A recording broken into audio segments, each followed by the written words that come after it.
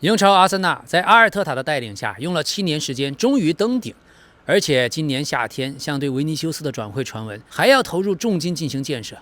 老 K 非常的喜欢，很欣赏。所以这时候很自然就联想起过去教授温格时代执掌的阿森纳。所以接下来的足球纪录片，好好的讲一讲22年阿森纳温格时代。如果支持这个系列，希望您能多热推多点赞。感谢您订阅老 K 足球新闻，一个有温度的足球频道。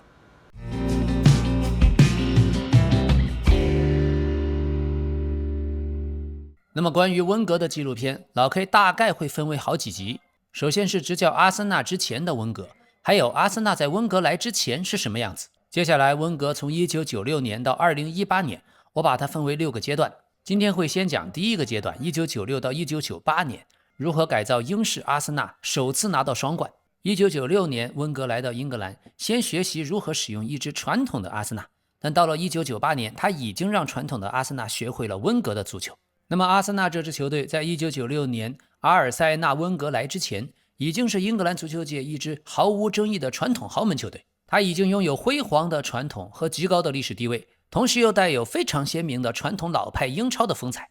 首先历史底蕴，阿森纳在20世纪30年代是英格兰足球的统治者，当时在名帅赫伯特·查普曼的带领下，5次夺得顶级联赛冠军。而在1996年以前，他们已经拥有10个顶级联赛的冠军，还有6个英格兰足总杯冠军。在当时英格兰顶级联赛的夺冠次数上，仅次于利物浦和曼联，稳居第3。而且他们从1919年到现在从未降过级，至今已经连续超过106个赛季。那么第2名是埃弗顿，他们从1954年到现在没有降过级，连续了72个赛季。利物浦是从1962年到现在连续了64个赛季，排在第3。曼联是从1975年到现在已经连续51个赛季。不过阿森纳在1913年曾经降级过一次，1919年通过投票又重新回到顶级联赛。这也特别有趣，也是英格兰足球史上最有争议的事件之一，而且是和同城死敌托特纳姆热刺100年恩怨的导火索。1919年，当时阿森纳在乙级联赛仅仅排名第5，本来是没有资格升级的。但正是第1次世界大战结束，英格兰联赛在1919年重回正轨，足球联盟决定将英甲的规模从20支球队扩充到22支。按照惯例，新的名额应该由乙级的前2名德比郡和普雷斯顿升级，剩下的名额则在原定降级的2支甲级球队中产生。那时候是谁呢？切尔西和热刺。而切尔西因为卷入了默契球的丑闻，导致不幸降级。他们是默契球的受害方，所以获得了广泛的同情，因此被默许可以留在甲级队。但最后一个名额竟然交给了足球联盟的各家俱乐部主席投票决定。那时候阿森纳的主席是亨利·诺里斯爵士，是个非常有手腕的超级富豪，也是保守党国会议员，还同时是富勒姆的市长。他有很深厚的政治人脉，和足球联盟的高层们总是密切的接触。然后诺里斯爵士又给当时英格兰足坛最有影响力的足球评论员，也是报纸的编辑，叫詹姆斯·卡顿写信，利用媒体不断宣传阿森纳对英格兰足球有巨大的贡献呀。接下来诺里斯一个一个的游说其他俱乐部的主席都要投票给阿森纳，甚至还巧妙地利用了许多北方的俱乐部对热刺的不满情绪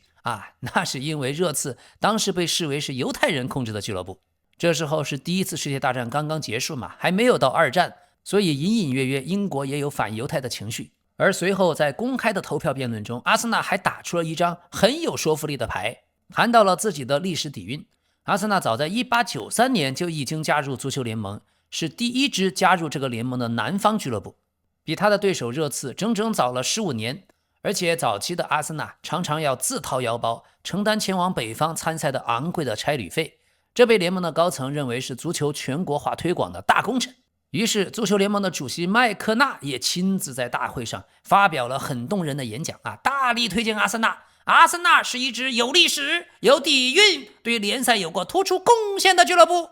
而且还特别有趣的是，在第1次世界大战之前，1914到15赛季，阿森纳最初被官方记为乙级联赛的第6名，但随后又经过仔细的核对发现净胜球计算出现了错误，阿森纳实际排名应该超越伯明翰，成为了乙级联赛第5名。不过1919年联赛扩军投票的时候，大家都不知道这个数学上的错误。这个错误一直到了1975年，好几十年后才被英格兰联赛官方正式修正。所以1919年3月曼彻斯特大会最终投票呈现出一边倒，阿森纳拿到了18票，热刺8票，巴恩斯利队5票，狼队4票。于是热刺惨遭降级到了乙级联赛，这也是个小插曲。那么回到1996年的阿森纳，当时温格来之前，他们在全英格兰甚至全欧洲的球迷眼中形象并不光彩，因为他们的风格是靠钢铁防线和极致的实用主义风格。过去在1986到1995年是由前任主教练格拉汉姆执教，当时的阿森纳有很严密的后防造越位的战术，还有对抗非常强，已经有了队长托尼亚当斯，还有博尔德，还有迪克逊，还有温特伯恩组成的后防4人组。后期呢，随着这批功勋球员的年龄增大，咱们华人圈经常亲切地称作后防五老，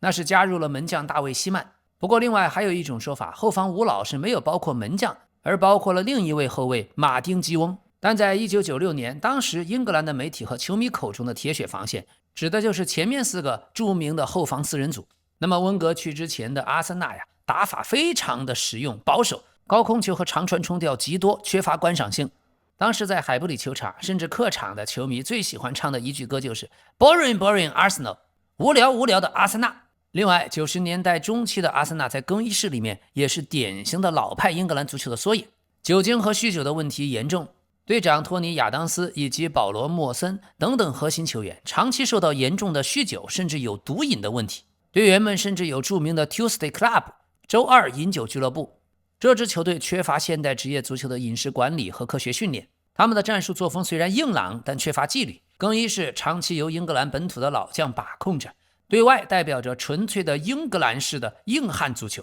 而且恰恰在温格接手前的18个月，阿森纳经历了非常动荡的时期。功勋主教练格拉汉姆因为收了转会的回扣而被解雇，他的继任者布鲁斯里奥克仅仅执教1年，便因为和管理层和球星的矛盾重重而离职。可尽管管理混乱，阿森纳却已经在1995年引进了荷兰巨星丹尼斯·伯格坎普，还有大卫·普拉特。特别伯格坎普的到来给阿森纳注入了第一缕曙光，那是现代技术流足球的光。好，我们说回这时候的温格，他是1949年10月22日出生在法国斯特拉斯堡。球员时代，温格的职业生涯主要在法国低级别联赛，在场上踢的是中后卫和清道夫。1978到79赛季曾经作为替补球员随斯特拉斯堡夺得了法甲冠军，但总体而言球员生涯并不出彩。但是和大多数靠经验的职业球员不同，温格在踢球的时候已经获得了斯特拉斯堡大学的经济学学士学位，而且精通法语、德语、英语等多种语言。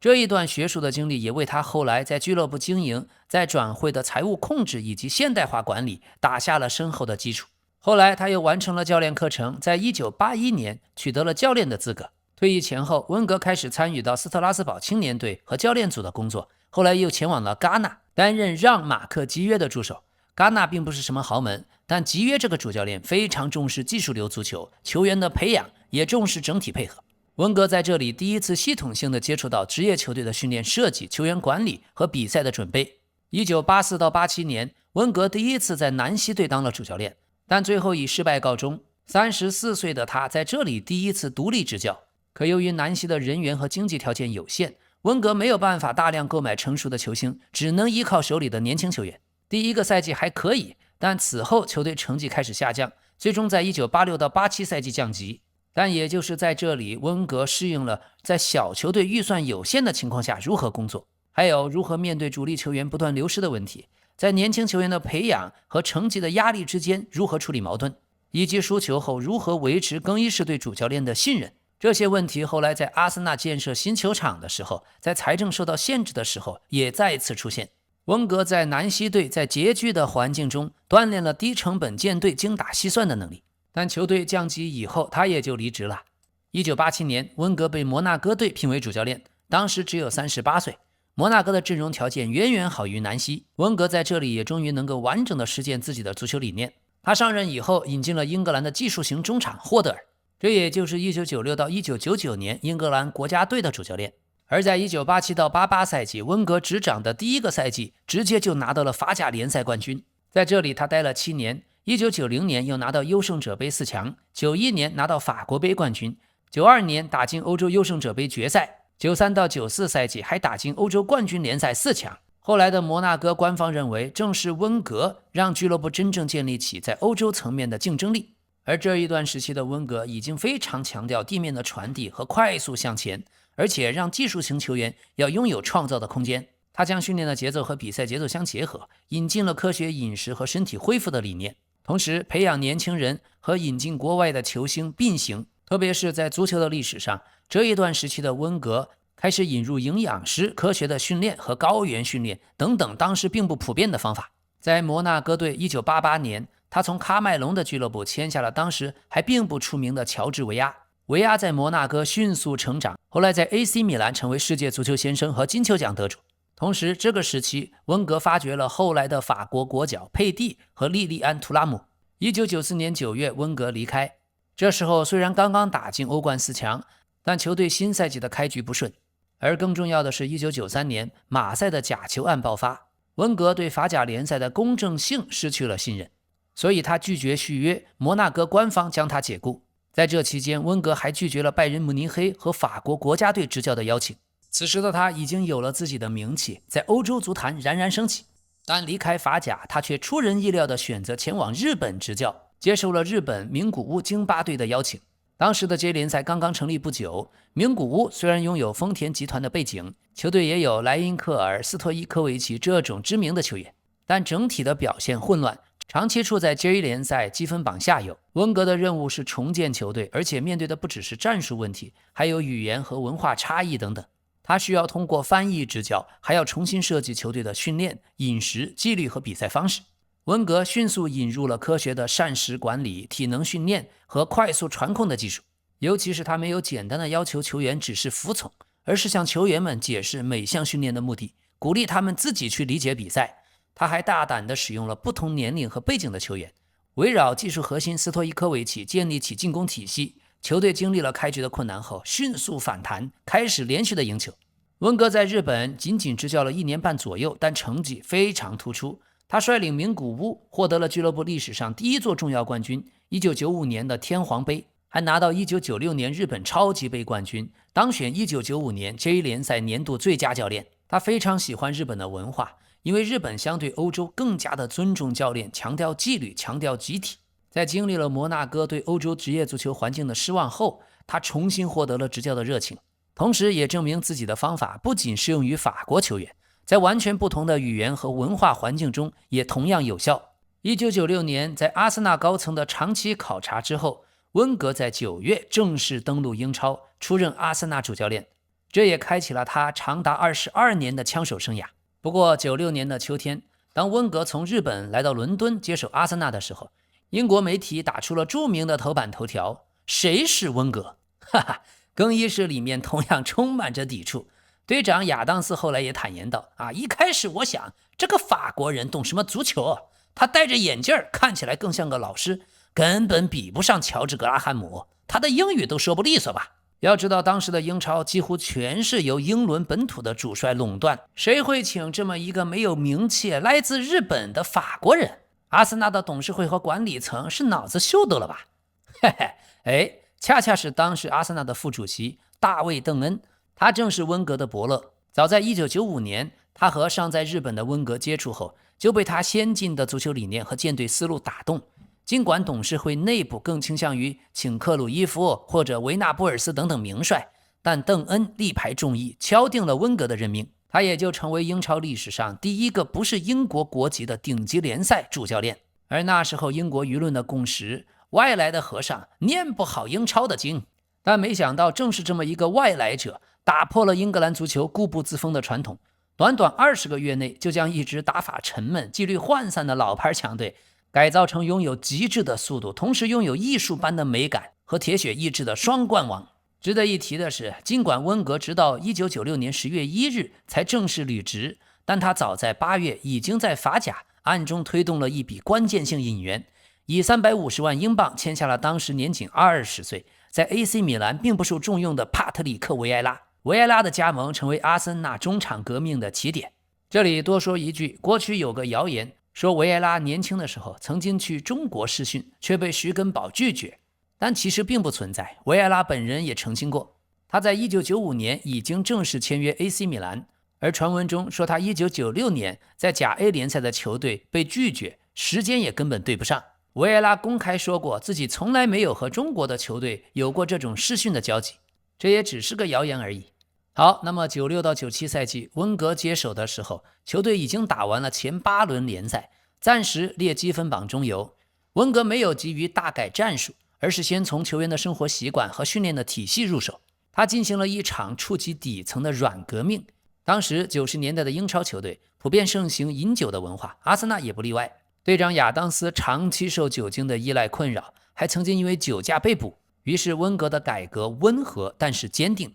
他彻底废除了赛前餐包含的薯条、汉堡、熏肉，而替换为水煮的鸡肉和鱼肉、土豆泥以及新鲜蔬菜。调整了进餐的时间，到比赛日上午11点，禁止球员在赛后大量饮酒。在阿森纳推广水、推广运动饮料，同时引入维生素、肌酸等等营养的补剂，由球员自愿选择。而过去喝酒的周二俱乐部被正式叫停。温格没有用强硬的命令，而是用专业逻辑说服了球员。他说，我们大部分人都不是马拉多纳那样的天才，如果不控制自己的身体，就没有办法保持高水平的状态。特别温格帮助队长亚当斯重视了酒瘾的问题，用科学的训练和作息调整了他状态。亚当斯后来坦言，温格至少延长了自己5年以上的职业生涯。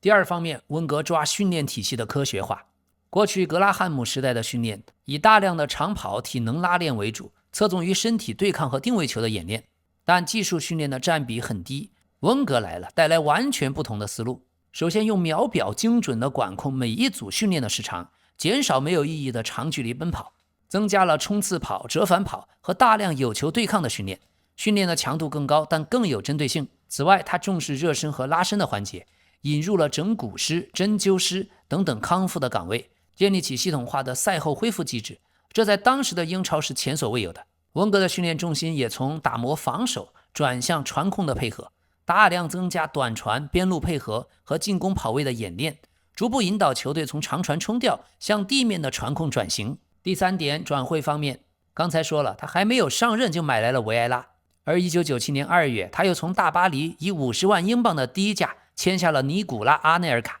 这位17岁的法国超级天才，速度极快，终结能力也强，是温格用低价挖年轻球员理念的早期的代表作。于是1996到97赛季收尾的时候，阿森纳最终排名第3，拿到了欧冠资格。相比前一个赛季的第5名，虽然排名只提升了2位，但球队的精神面貌和比赛内容已经发生了本质性的变化。防守端延续了格拉汉姆时代的稳固基础，门将希曼、后卫迪克逊、亚当斯、基翁、温特伯恩的老防线依然可靠。在进攻端逐步打出了配合，博格坎普的技术优势被彻底的释放，锋线上伊恩赖特保持着高效的进球，还有球员的体能储备明显提升，下半场崩盘的情况已经大幅减少，这为下赛季后半程的疯狂逆袭埋下伏笔。接着第二年1997到98赛季，温格逆风翻盘，拿到了双冠王，这是封神的一年。温格执教阿森纳的第一个完整赛季就一战封神，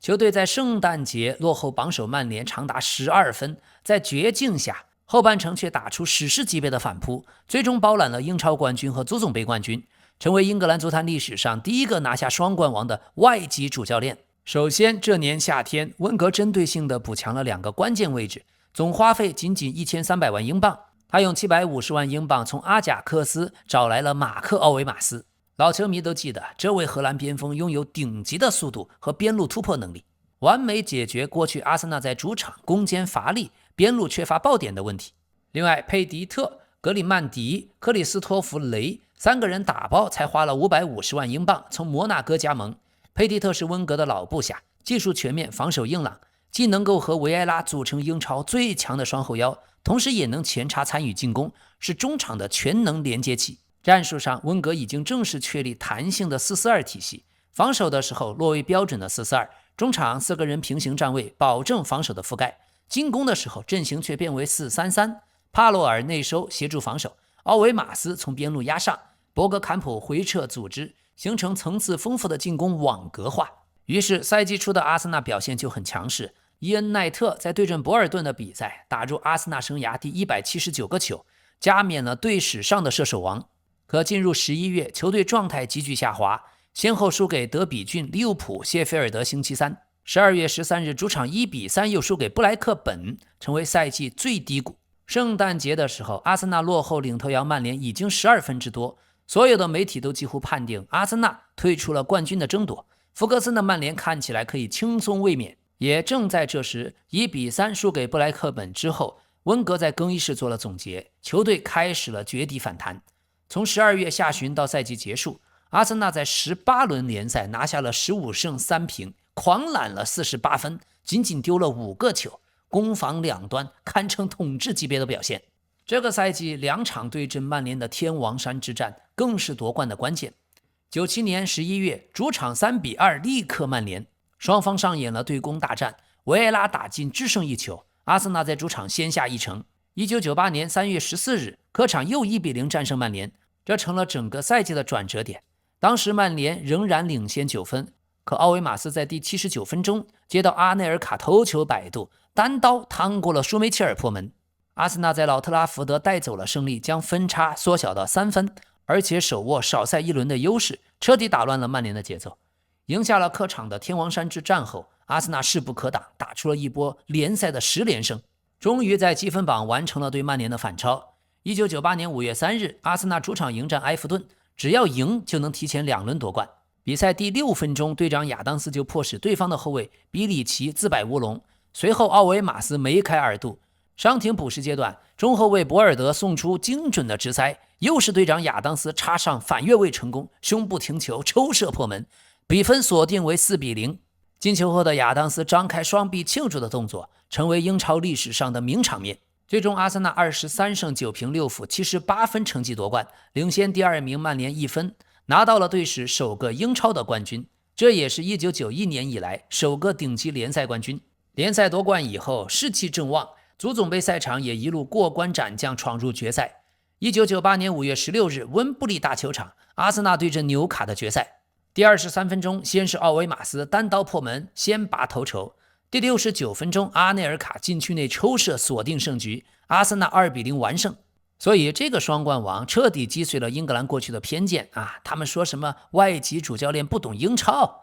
也正式宣告了阿森纳正式成为英超冠军的长期竞争者。更重要的是，温格的技术流、地面传控的足球风格，完全可以在强调身体对抗的英超取得成功。他带来的那些饮食方面、训练方面、康复体系方面的改革，后来也被全英超的球队陆续效仿，深刻地推动了英格兰足球现代化的进程。双冠王之后，温格的阿森纳进入到第1阶段的后半程，球队在保持竞争力的同时，开始了阵容的新老交替，核心是从老枪手加法国帮逐渐向亨利时代过渡。1998年夏天，功勋的射手伊恩·奈特离队，温格从瑞典签下21岁的年轻人永贝里，为中场注入了新的活力。98到99赛季，阿森纳和曼联展开了堪称英超历史上最激烈的争冠大戏，两队咬到了最后一轮，最终阿森纳1分之差屈居亚军，而曼联成就了英超、足总杯、欧冠的3冠王伟业。这时候的阿森纳尽管卫冕失败，但球队的打法已经更加成熟，阿内尔卡全面爆发，单赛季打进19个球，已经成为锋线核心。不过1999年夏天，阿内尔卡以2300万英镑的天价转会皇马，温格用这笔转会费的一部分从尤文图斯签下了正失意的法国前锋迪埃里·亨利，转会费1100万英镑。当时的亨利刚刚加盟的时候打边锋，表现一度很低迷，温格耐心地将他改造成中锋，逐步释放他全部的潜力。同时期加盟的还有尼日利亚的前锋卡努，也成为锋线重要的轮换。不过1998到2001年第2阶段，阵容如何换代，如何打造第2代强队的故事，咱们留到下一集再讲。而1996到1998年的第1个阶段，咱们再回顾一下。首先，温格展示出极高的情商和人格魅力。当时的队长托尼·亚当斯正饱受严重的酗酒问题困扰，并且向公众坦白，温格不仅没有弃用他，反而全力支持他戒酒，赋予了他战术和精神上的绝对信任。所以由迪克逊、亚当斯、基翁、博尔德、温特伯恩等等组成的老派钢铁防线，迅速地被这位法国人的科学方法和尊重所折服。另外，从温格执教的首个完整赛季中，球队已经迅速吸收了他的新战术。丹尼斯·伯格坎普在他的体系下被彻底激活，从单纯的前锋升级为全队攻击线的核心大脑。而维埃拉在中场的防守覆盖和推进能力让整个英超震惊。马克·奥维马斯又带来了极致的边路突破和速度。埃马纽埃尔·佩迪特和维埃拉组成法国双核心的后腰，兼具了硬度和长传调度。18岁的尼古拉·阿内尔卡在主攻手伊恩·奈特受伤期间临危受命，后来成功接班，展现出惊人的速度和终结能力。这期间，主力门将大卫·希曼曾经受伤缺阵，但年仅20岁的奥地利替补门将曼宁格顶住压力，连续6场联赛零封对手。